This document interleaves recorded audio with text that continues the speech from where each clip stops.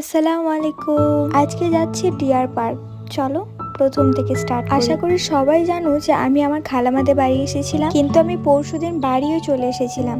তারপরে আবার একটা বিপদের খবর শুনে আবার আমার খালামাদের বাড়ি যেতে হয়েছিল। আর আজকে আমি বাড়ি ফিরবো, আর মেহেকেরও ডাক্তার দেখানোর ডেট ছিল, কিন্তু ডাক্তার আসেনি। তাই আমরা সবাই মিলে গিয়েছিলাম একটু ডিয়ার পার্ক। ওখানে অনেক কিছু দেখেছিলাম, যেমন কুমির, ময়ূর, হরিণ, আরও অনেক কিছু।